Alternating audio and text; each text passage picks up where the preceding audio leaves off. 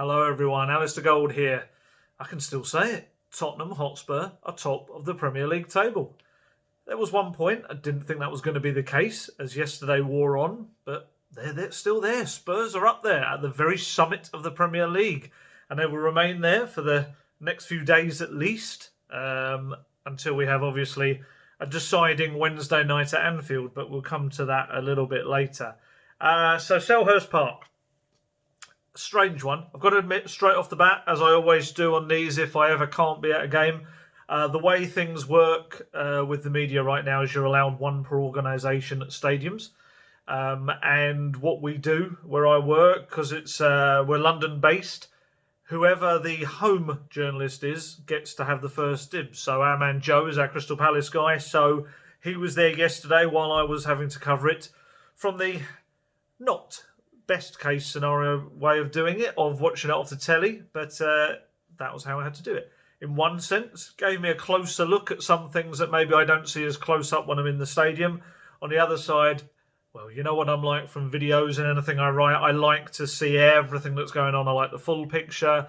I like to hear what people are shouting at each other. I want to hear what the manager's shouting, the coaching staff, the players, and everything, and be kind of really part of it. So I wasn't there, but I was watching off telly, so, obviously still caught the whole game and did find it a very interesting one. I think the first thing to say straight off the bat is Selhurst Park. It's always a tough game, pretty much. They're always either tight 1-0 wins, 2-1 wins, or stalemates. The last one at the end of last season was a stalemate, and so it proved to be again yesterday. So I guess the two ways you can look at it. You can look at it as plenty of chances created, and a Crystal Palace goalkeeper in Vicente Guaita. How do we put it? It's Tottenham Hotspur. It's an opposing goalkeeper putting in a man of the match performance. How many times? It's almost becoming a cliche. God, you could kind of reel them off, the number of goalkeepers that just seem to save their very best for Tottenham Hotspur. But after Kane's goal, which kind of caught him slightly unawares, bit of swerve and wrong-footed him, he was superb, the experienced Spaniard. He was very, very good. I kind of was thinking about all the saves he made. So he saved from Ndombele. They turned on the shot quite early on. From the resulting corner, you had the Kane header. He rushed out and denied Bergwijn as he was played through with a nice little Kane ball. And then I think the follow-up went to Ndombele, which I think he saved as well. Then you had the point-blank header from Kane late on in the game when Sergio had a shot and Kane deflected a goal. He saved that. Terrific reflexes. Then you had, of course, the free kick. Eric Dyer's late free kick, which was a superb free kick. Just ridiculous. Probably one of the saves of the season so far. And they even benefited from Ben Davies overhitting a cross and hit the crossbar with it. Spurs, I'm going to come on to say, and it's going to sound a little bit weird bearing in mind what I've just said, but I'm going to obviously come on to later about Spurs probably not having that consistent creativity across the game. But you can't deny that the amount of chances they created, and decent chances, a fair few of those, really, they should have had the game kind of put away by half-time. But I also want to give a lot of credit to Palace, because I thought Palace were very, very good. Zaha and Eze, I still haven't looked up how to pronounce that. I should have been listening to the commentary. They even would have said it. Eze. I'm going to go with Eze. I think Eze, I remember them saying. They were both very, very good. Obviously, Zaha had a shot saved. Eze hit the post. Other than that, and obviously the goal, which we'll come to in a bit, I wouldn't say they massively threatened Tottenham's goal, but it's a Roy Hodgson side. He's such an experienced old warhorse of a manager. He knows how to organise teams, get them set up very well. And if you're going to go to Selhurst Park, you're not going to have an easy ride. And I think the bit when I said there's two ways to look at it. One way is to look at all the chances created and a goalkeeper just having a very good day. The other way to look at it is that half an hour in the middle of the game when Tottenham just really disappointingly kind of sat back. A lot of that, half of that I'd say was to do with Palace just playing very well. Mourinho said afterwards, they kept bypassing the press, playing over the top and running through. They did play well. I still would be very disappointed if I was Mourinho with the Tottenham players. I really think they kind of just shied away slightly and just, not in that half an hour in the middle of the game. So what you're looking about from around the half hour mark, to about 65-ish, 35 to 65, I'd say in the game. I think Spurs didn't have a single shot at goal, off target or on target. I'm pretty sure I worked that one out already somewhere, one of the two. It was just, it was really, really. I don't know. I think at the start of the game, I was quite enthused because I thought going into it, there was this little question mark of, Spurs have played really good on the counter-attack in previous games. They know how to soak up possession that other teams have and then hit them on the break. But what are they going to do when they have all the possession themselves? And I think the start of the game, very much Spurs took the game to Palace. They were pressing high. It looked like, as I say, they were creating chances early in the game. And you kind of thought, okay, good stuff. I think if they put away one of the second chances, maybe Ndombele's shot creeps into the corner, or Kane, scores the goal, or Bergwijn gets through. Suddenly, I think the game is then probably done and dusted. Can never say entirely because of what happened against West Ham, but you'd think that was it, and Spurs would have been away. But it's that classic cliched: if you don't take your chances, you'll eventually get punished. And Spurs just kind of fell into that trap. They were very good. I thought they were really good at the end of the game as well. But ultimately, it's a little bit hollow because you know they're kind of only responding because they've conceded a goal. I just felt last 10 minutes, I thought Ben Davies came on, did very well. I thought Dele Alli came on, did very well. The Celso came on, did well as well. All three substitutes kind of made an impact. And it was just, it was really disappointing in the respect. Obviously, we know what happened with the goal. Jeffrey Schlupp, another one of those balls put in. Sometimes Spurs with these set pieces just have that little issue with it. It's a tough one. Someone said it was a silly foul by Aurier. I'm not going to pile in on Aurier. I think Zaha is such a tough guy to deal with, and I felt they were all kind of both all over each other, and eventually, Zaha just kind of went down. Yes, it was a foul. Would I say it was a really daft foul? I'll leave that to you guys to judge. Personally, I think Zaha's just a handful, and I think it's really difficult to mark him in that kind of area. But yes, another one of those free kicks. Again, Lloris got a bit of flack afterwards. I thought you'd want him to save it or punch it away hard, of course. But I did, looking at the various replays, like I say, the one benefit of actually watching it from home was I saw many of all the replays, which you don't often get in the stadium, especially at Selhurst Park. I don't think I would have got any because I think you'd have been in the stands without any screens. And for me, it looked like he was unsighted, like he saw the ball at the last minute and it kind of hit him more than him actually saving it. And then obviously Schlupp puts it away. Pretty fair for Palace. I think it was what they deserved. It was one of those, I think I tweeted something like, it was a goal that was coming. It's a cliche, but it was just such a goal that was coming. It really was. And I still do feel that was probably the main chance Palace had during that period of domination.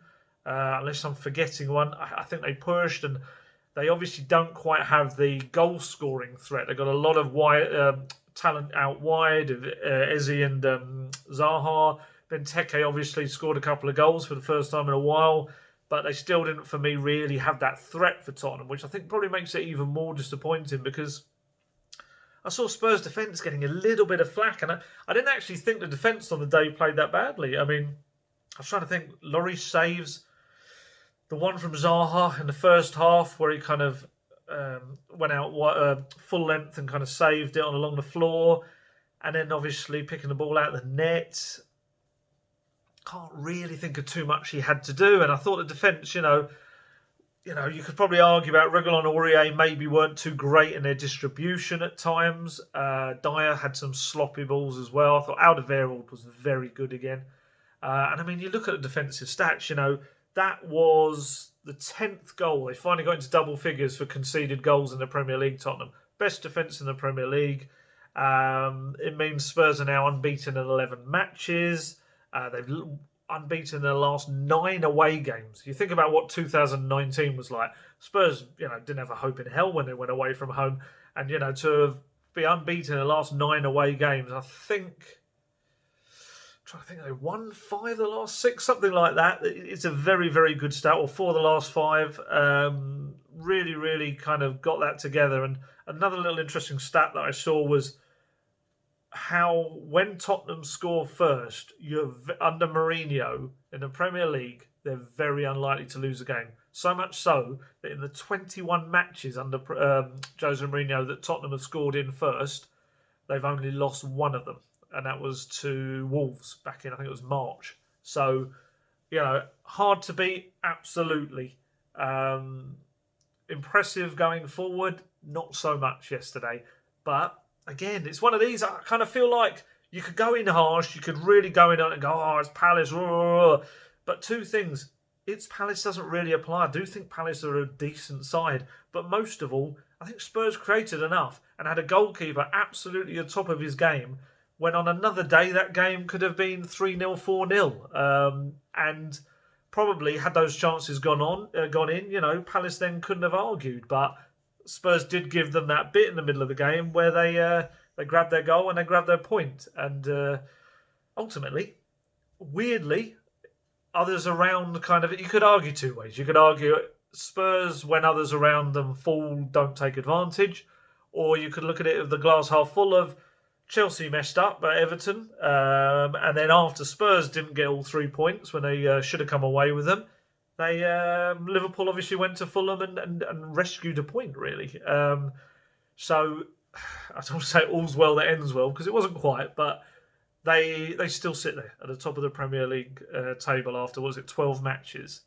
So we're that's roughly the third of the way, isn't it? That's couldn't have asked for much more. At the start of the season, if someone had told you Tottenham would be top of the league after 12 matches, you'd have absolutely bitten their hand off for it. Of course you would. And obviously through to Europa League knockouts, through the quarterfinals of the League Cup. It's really difficult. I think maybe you become more picky, maybe greedy, and I include myself in this, and you want every game to be a little bit like the goal fest that they were at the start of the season, and they're not. But when you look at the big picture, Tottenham are doing very well. They really are. So I wanted to kind of talk about that goal fest that we saw early in the season, because obviously, you saw what happened early in the season there was the big result in the Europa League that's completely gone out of my head. Maccabi Haifa, that was it. Smashed 6 away at Old Trafford, smashed 5 at Southampton, 3 against West Ham. And I just kind of felt that with those 3 goals that West Ham got back, something just clicked for Mourinho. And it was very much like, okay, I'm not letting that happen again. And the more open attacking Tottenham, albeit still with a good defence, maybe he just became that little bit more pragmatic and the fullbacks were stopped from bombing on too much. And that kind of then created these pragmatic, tight wins against the likes of Brighton, West Brom, obviously yesterday's one as well. And obviously we know against the bigger teams it's a tactic that's been working really well. But yeah, just something with that West Ham game. After that, you noticed, I think after that you had 5 out of 6 Premier League clean sheets as well. And I think the one where they conceded obviously was the Brighton game, which was a little bit iffy as well. That was coming into this yesterday's match. So yeah, it's a tough one. I think that the key for me with the attacking side of things is that Kane and Son need help. Kane and Son have been phenomenal. Both had slightly quieter games at the weekend on Sunday. That was much to do with the service, though, as anything. But, I mean, when you look at it, we know about their stuff. Kane and Son combined for 32 goals, Premier League goals in their time together, which is now just 4 off Drogba and Lampard, which is, phenomenal on the all-time stats. And they're still, got plenty, hopefully, matches to play together. This season alone in the Premier League, they've scored, they combined for 12 goals. I think it's 13 in all competitions. And they're actually only one off the record with 12, because with 13 was Shearer and Sutton. I think it was the 94-95 season. So they finished with 13 at the end of the season combined goal. You know what I mean? Not they've scored each, but have set each other up for goals. So that literally means that Spurs, after 12 matches, Son and Kane are one off that record. They are smashing records everywhere they go. But when you kind of drill down into it a little bit, when you look at the Premier League goal scorers, you've got Son with 10, brilliant season. Kane with 9, brilliant season. Then there's 5 players all with 1 goal each. It's Bale, Celso, Lucas, Aurier and Ndombele. all one goal apiece. And that kind of says it all. It's like, I don't want to say they're a two-man team because they're clearly not. There's a lot of players really doing a terrific job in that Tottenham team. But in terms of goal scoring, they're not getting enough support. There's not goals coming from other areas. And that's something that I think Mourinho has to fix. You can look at who's playing up there with them. And I'm going to come to Steven Bergwijn a bit later because for me, there's good and bad stuff to talk about when it comes to him. But I just feel that, they're not getting helped out. And I think a key thing for me, and I wrote a piece on that today, that technically last night, I think Tanguy and Ndombele, I think for me, the answer lies with Tanguy and Ndombele and Giovani Lo Celso. At the moment, we're getting the most predictable substitution in almost every match we see of either Tanguy and Ndombele mostly, or Lo Celso in some games, coming off to be replaced by the other.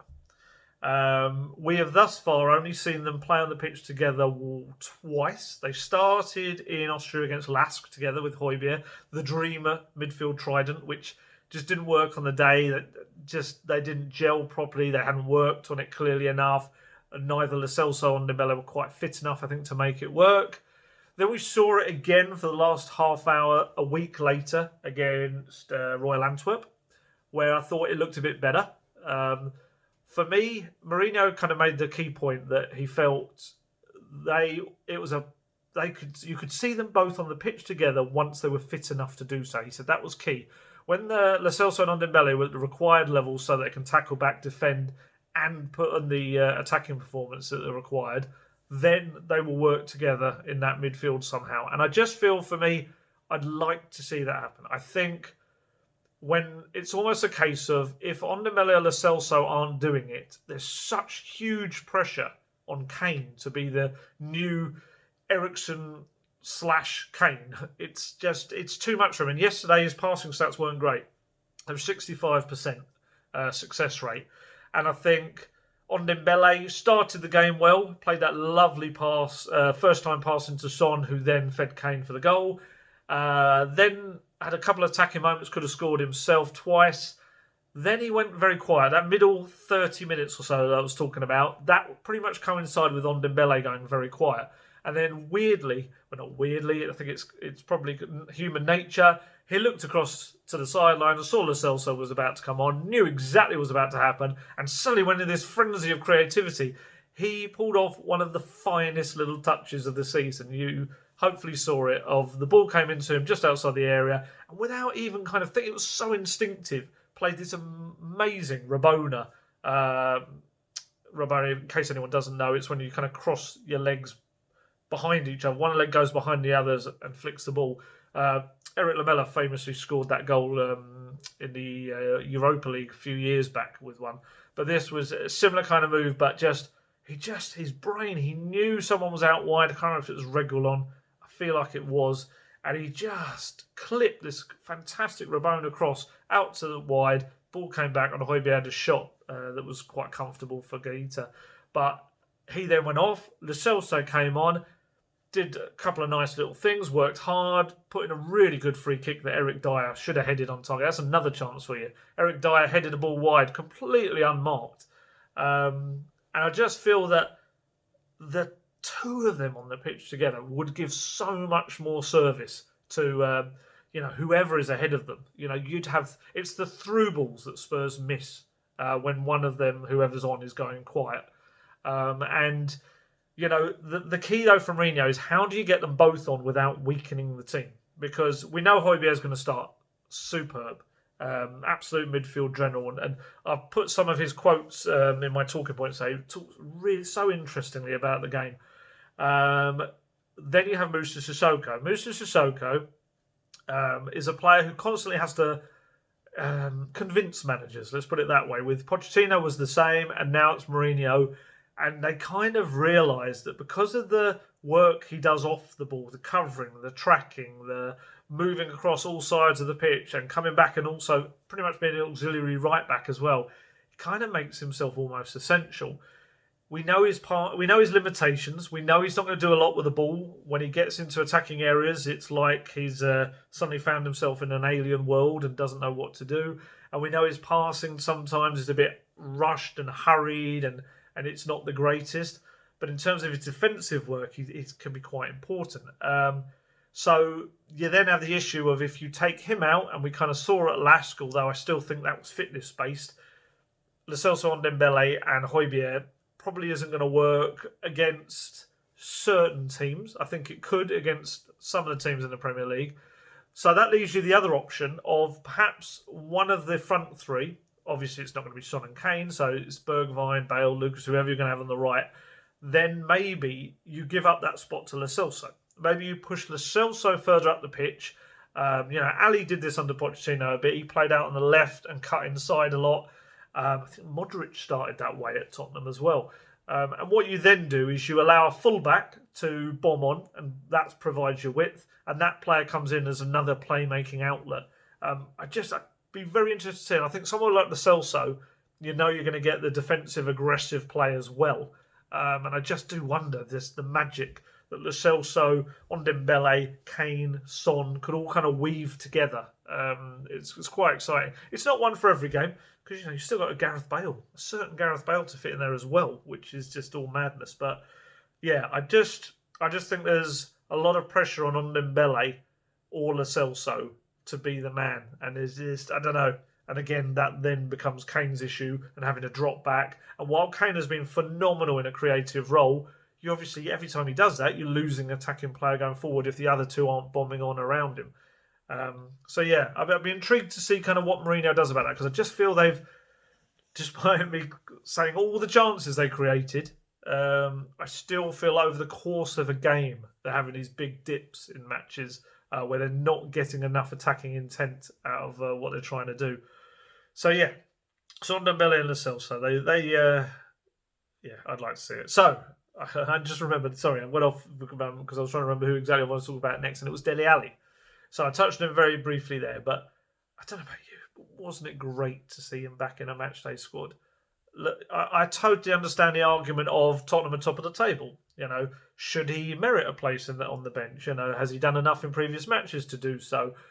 You can't just be kind to people. I've seen that argument as well, just because he's played very well in the past.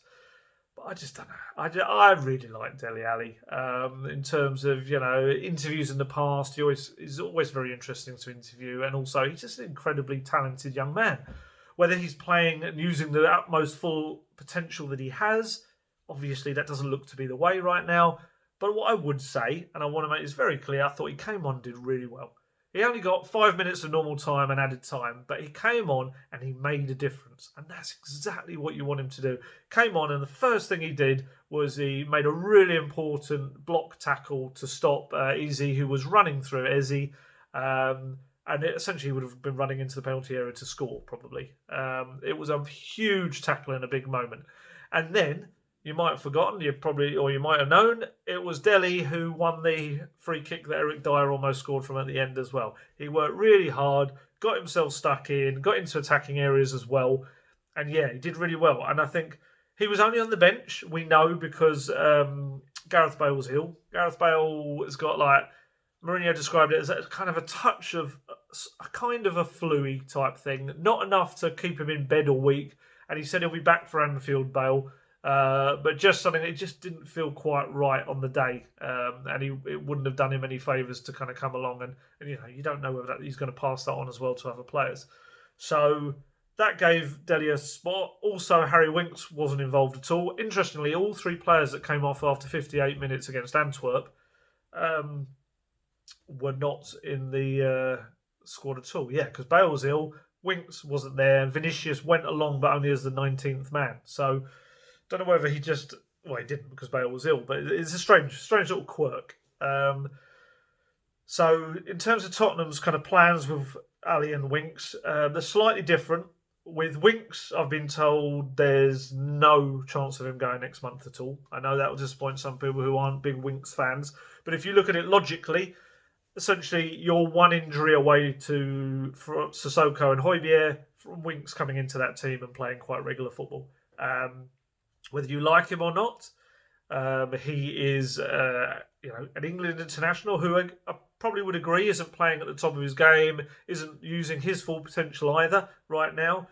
But certainly has got a lot of quality, and if he were to ever be available for sale, I think there's a lot of clubs that will want him. But what we also mustn't forget, he's a homegrown player at a time when Tottenham really, really are struggling with their. I've seen, people suggesting bring in like Sabitzer from, Sabitzer, who we spoke about before. Spurs do love him, but how are you bringing another foreign player into this Tottenham team right now? They're already 3 over the limit as it is. They're going to have to get rid of loads in January. So you lose Winks, essentially, or sell Winks, you're straight away having to bring in another, British player, really. And I think technically that would be association trained as well, whereas he's club trained, which is another level as well. I mean, some talk of maybe bringing Skip back. Oliver Skip has had a fantastic loan season at Norwich. They're top of the table. I saw some brilliant Daniel Farker quotes about him saying how people kind of taken for granted just how good Oliver Skip's being. But the flip side to that from a Tottenham point of view is I don't know whether there's a recall clause. Spurs often put a January recall clause in loans, but I imagine in Skip's case there might have been an upfront fee. I don't know that entirely, but if there is an upfront fee, then that becomes difficult to stop the loan. I think you have to pay compensation to the club you're bringing him back from. And what I would say in Skip's case, and I know people might want him back, but I'd probably say leave him where he is because he's developing incredibly well, playing for a manager that's perfect for him in the way, grooming him to come back to Tottenham in the right way. And he's playing every single minute. I mean, this kid is, he's just turned 20 not too long ago, and he is starting and finishing matches. He's not getting taken off. He's playing the entire thing. England under-21 international now, quite a regular. I wouldn't want to bring him back to a team where he's going to play maybe every other game, if that. It's no good for his development. You've kind of almost hit the jackpot. He's found a perfect club, getting the minutes, and he will come back next season, absolutely raring to go. And what I said about Sissoko, maybe not quite being the full package that you need alongside Højbjerg, I'd say Skip can either be the Højbjerg replacement, support, whatever you want to call it. But I also think alongside him, they'd be a terrific pivot because Skip, as I said before, I'm very fortunate to have seen a lot of him playing for the academy and under-23 matches, various competitions. He can get forward. He can create goals. I don't know if you remember, was it the game against Tranmere? Was it when Spurs won 7-2? He ran riot that day. I think he got 2 or 3 assists. He was excellent. He was really was very good in attacking sense as well. He's got that side to his locker. His passing is very good, very technically good player. And he can get up to the edge of the box as well. So he probably has that side to his game that Winks doesn't use enough. I do feel like Winks needs to. Actually, that reminds me because Daniel Farker was saying actually that I think it's Alex Tete has had to come in alongside Skip, which has meant Skip has had to push on for Norwich and play a slightly more advanced role. And he said he's nailing that as well. So, yeah, that's for next season, though. I'm massively gone away from the point, which was Harry Winks. Spurs next month. I've been told no chance of him leaving the club whatsoever, unless he kicked up a big stink, which I'd imagine he's not going to. He must be frustrated with his minutes. He went off down the tunnel after coming off, didn't look happy at all. But ultimately, like I say, one injury away from him being a regular most weeks. And, the game's coming up this next month. The Spurs have got, Europa League's got away, but they're still playing every weekend, every Wednesday as well. There's about 3 Wednesdays in a row. So Winks will get plenty of game time. Dele is a slightly different situation. Obviously, Dele's one of the highest earners at the club. Not playing very much football at all. That was only his 3rd Premier League matchday squad he'd even got in. His only 3rd Premier League appearance of the season. Just a couple of minutes at the end of the game. I understand that if his situation by next month hasn't changed, then Spurs will have discussions about what happens next for him. I think there's a lot of people within that club that don't want to see him leave permanently. The issue is permanently, there's a big fee. He's 24 years old. We know how good he can be. Daniel Levy knows how good he can be. And marketing-wise, obviously, he's a big name in football. So he's not going to be someone anyone's going to get for cheap. Then you look at the next kind of thing, which is a loan move, just to get his confidence back, get his minutes up, and just get him kind of flowing, get his mojo back. The other issue is you don't want to give him to a rival. You've got to have a certain level that befits Dele Alli. He's got to be, playing with he deserves a certain level of team. And then you start looking abroad and things like that, and then you think, is that good for him? Oh, there's so much to it, but yeah, keep an eye on that situation. My personal hope that this performance, this little 10-minute or so cameo, was just hopefully Dele Alli getting his fingertips grip back into being in the picture under Mourinho. I really hope so. I think Mourinho has proved with Spurs that he doesn't write people off. That you're not exiled if you do what he wants. If you give everything for the team, put your body on the line for him, and you grab every opportunity you get with both hands. We've seen it with Ndombele. Even Steven Bergwijn, Mourinho kind of made that quite public comment that he wasn't his first option to sign in that January window. And I think Bergwijn has really he's taken to him now. And it kind of shows that, Lucas Moura was the first choice, and now Bergwijn gets ahead of him in all the big games. Every person's place in this squad, I think, is up for grabs. You could argue Serge Aurier was on the way out. Matt Doherty coming in. Doherty really was there to come in and take the spot. Aurier has done very well on the whole since, and has kind of earned that shirt back again. I think if you remember the Amazon documentary, when you saw Mourinho saying how scared he was of Aurier on the ball, giving away penalties, things like that. So that, I think, was quite a cool side to Mourinho, that I think before he came into Spurs, you always got the impression that he was someone that you're out. You've got no chance. And I think there's the list of players I've given you there. Obviously, Ndombele is the biggest example of you can win his affection back. Lo Celso, he didn't rate him at all when he first came in. Lo Celso proved him wrong. So there's no reason someone with as much talent as Dele Alli can't do the same. And like I say, same with Winks. There's going to be a lot of chances for game time, I think, in the weeks ahead as the games come thick and fast. And it's just down to Dele Alli to just make the clamours for him to be involved enormous. It was lovely on Thursday night. The fans were singing his name. He never got on the pitch, but he acknowledged them all, and obviously eventually got on there against Palace and did well. So hopefully we shall see more of that. So I touched on Steven Bergwijn as well. I just want to say about him, it's kind of similar to what I said last week. Maybe not without less of the attacking movement, but I thought his work rate is incredible. It's going to go unnoticed. Of course it is, because I completely understand a winger should be judged on their attacking merits. Of course they are. But I would say in a Mourinho system, that winger, as we saw, I always go back to Lucas Moura against Arsenal back in July, kind of playing as a second fullback, and that's pretty much what Bergwijn's been doing. Bergwijn, I was watching him putting in sliding tackles, winning the ball back, aggressive tracking back. He did so well in that respect.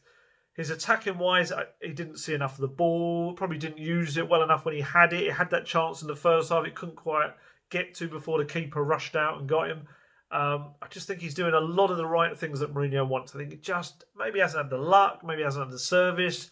I'd love to see him start scoring, because I have this feeling, and I really hope it's true as well, although I can't have the best of both worlds, but I think Gareth Bale will start hitting his stride.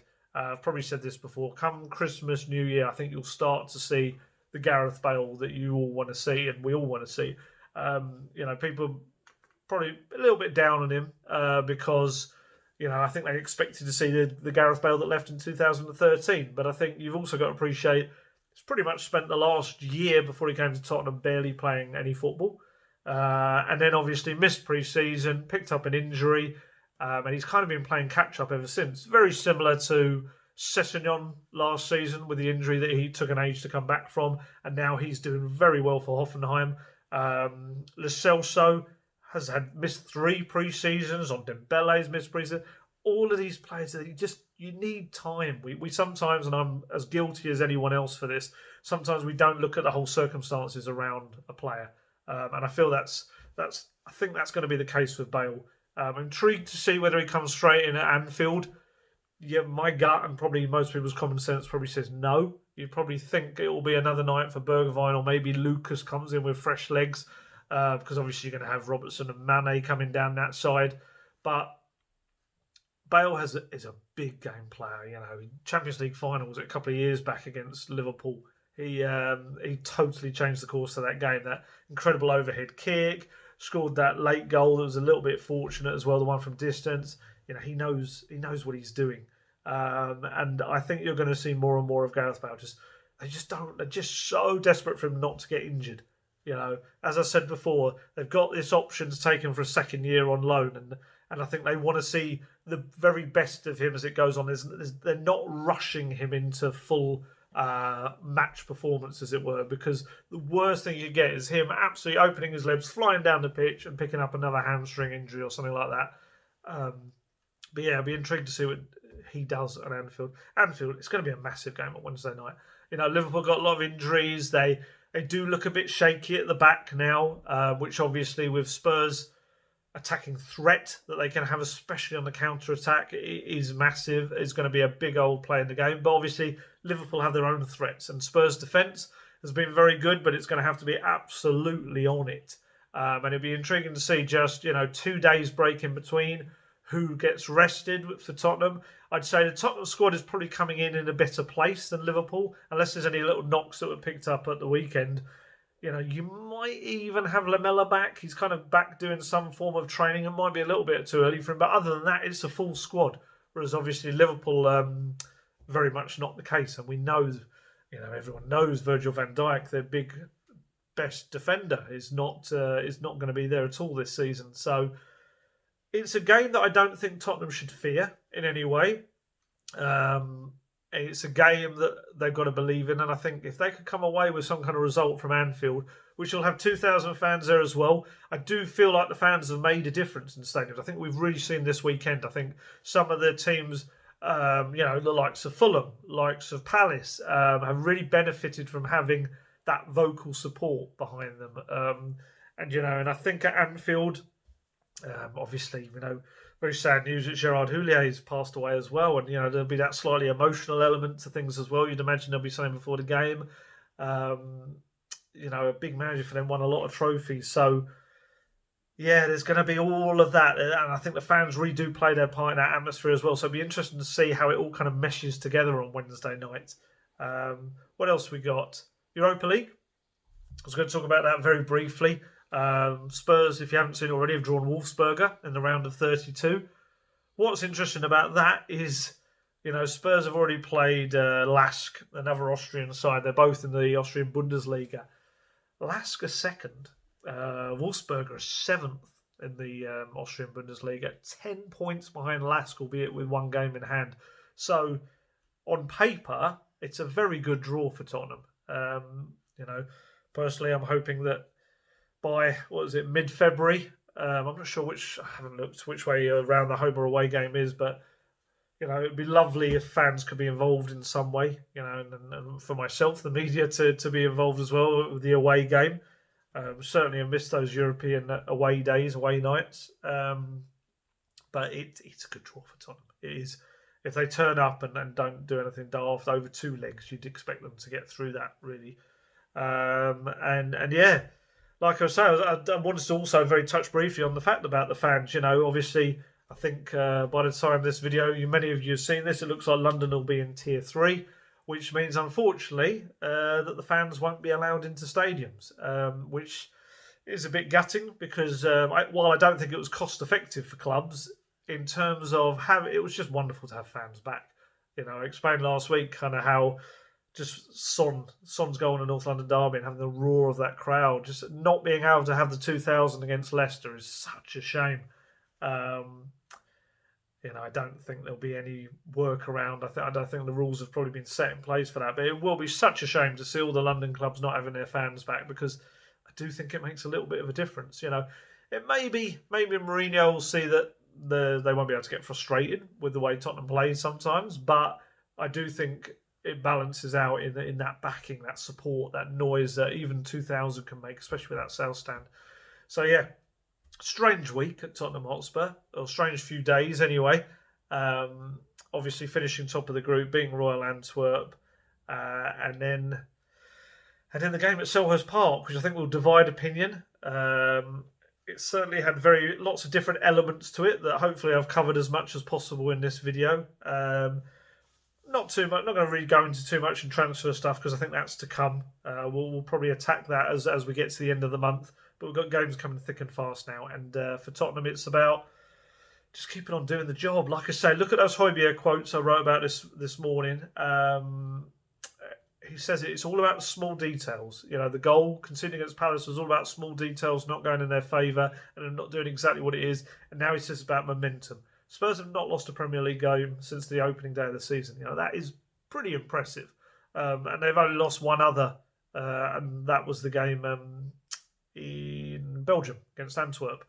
So there is momentum. There is a belief in this Tottenham team that they can do something. They're not saying it publicly. They're just saying that cliched mantra, one game at a time, focus on this one, and it's working for them. So Wednesday will be a huge game, and let's see what Tottenham do.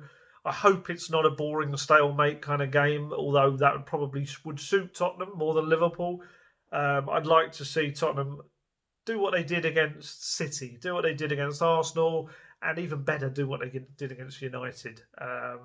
But we know how good Liverpool can be. It's about identifying their weaknesses, which Mourinho will do, and trying to stop their strengths, which he'll try and do as well. And hopefully we'll have something positive to talk about. So thanks for listening or watching. And as always, stay healthy, stay safe, look after yourselves, and I'll catch you later.